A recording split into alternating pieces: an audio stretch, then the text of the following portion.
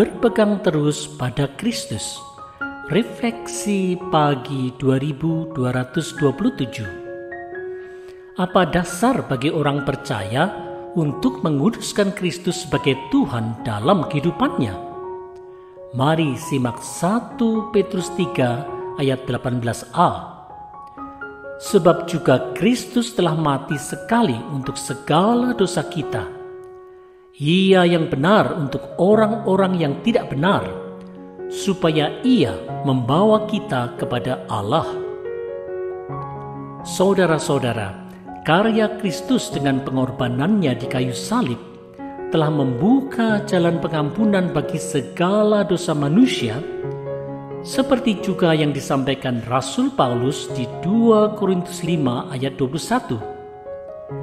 Dia yang tidak mengenal dosa telah dibuatnya menjadi dosa karena kita, supaya dalam Dia kita dibenarkan oleh Allah. Yesus Kristus memang telah menjadi jalan keselamatan bagi mereka yang percaya kepadanya.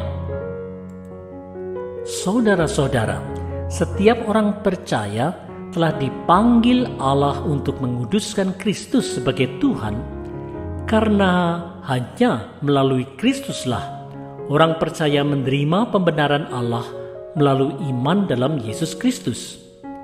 Inilah yang ditegaskan Rasul Paulus di Roma 5 ayat 1 dan 2. Sebab itu, kita yang dibenarkan karena iman, kita hidup dalam damai sejahtera dengan Allah oleh karena Tuhan kita, Yesus Kristus. Oleh Dia, kita juga beroleh jalan masuk oleh iman kepada kasih karunia ini. Di dalam kasih karunia ini, kita berdiri dan kita bermegah dalam pengharapan akan menerima kemuliaan Allah. Karena itu, marilah kita berpegang teguh pada dasar iman kita dalam Yesus Kristus. Jangan goyah.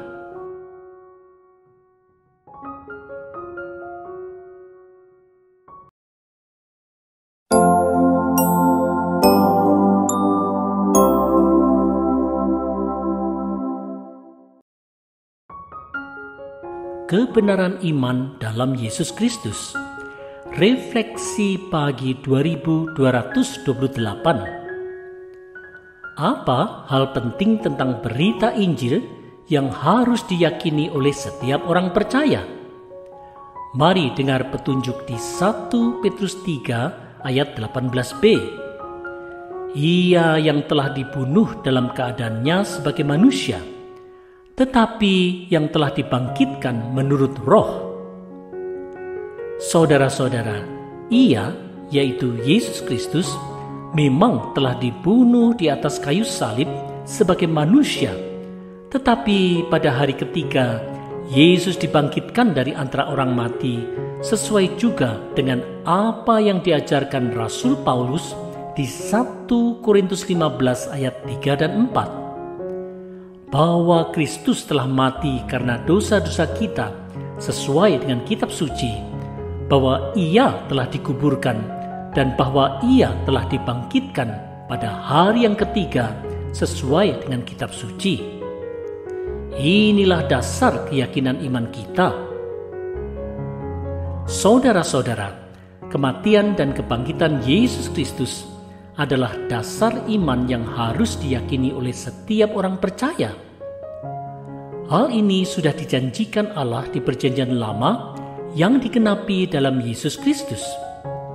Inilah kebenaran Allah yang disampaikan di Roma 1 ayat 2-4. Injil itu telah dijanjikannya sebelumnya dengan perantaraan nabi-nabinya dalam kitab-kitab suci tentang anaknya yang menurut daging diperanakkan dari keturunan Daud dan menurut Roh Kekudusan dinyatakan oleh kebangkitannya dari antara orang mati, bahwa Ia adalah Anak Allah yang berkuasa, Yesus Kristus Tuhan kita.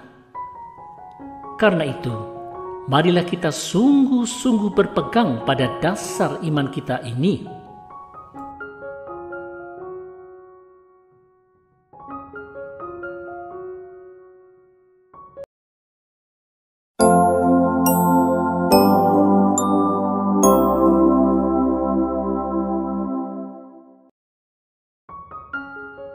Yesus, Sang Bahtera Keselamatan. Refleksi pagi 2229. Di dalam ketritunggalan yang kekal, Roh Kristus selalu hadir di sepanjang masa, termasuk di masa Nuh. Apa yang dilakukan Roh Kristus kepada roh-roh yang tidak taat kepada Allah di masa Nuh? Mari lihat 1 Petrus 3 ayat 19 dan 20a. Dan di dalam roh itu juga ia pergi memberitakan Injil kepada roh-roh yang di dalam penjara, yaitu kepada roh-roh mereka yang dahulu pada waktu Nuh tidak taat kepada Allah. Saudara-saudara, Bahtera Nuh adalah kabar keselamatan dari Roh Kristus yang disampaikan melalui Nuh kepada orang-orang pada zaman itu yang tidak mau taat. Seperti Bahtera Nuh yang menjadi satu-satunya jalan keselamatan dari air bah, demikian juga Kristus adalah satu-satunya jalan keselamatan dari dosa. Saudara-saudara, di Yohanes 1 ayat 1 ditegaskan, pada mulanya adalah Firman. Firman itu bersama-sama dengan Allah, dan Firman itu adalah Allah. Kristus adalah Sang Firman yang hadir dalam kekekalan. Di dalam kekekalan ini, benih kabar baik tentang keselamatan melalui Sang Mesias diberitakan dari masa ke masa. Bahtera Nuh adalah satu-satunya jalan keselamatan Allah dari air bah di masa Nuh. Barang siapa percaya pada kabar keselamatan ini, ia tidaklah ikut dibinasakan. Inilah kabar baik yang digenapi di dalam Yesus Kristus. Oleh sebab itu, marilah kita datang kepada Sang Bahtera Keselamatan, yaitu Yesus Kristus, yang telah menjadi satu-satunya jalan keselamatan dari dosa-dosa kita.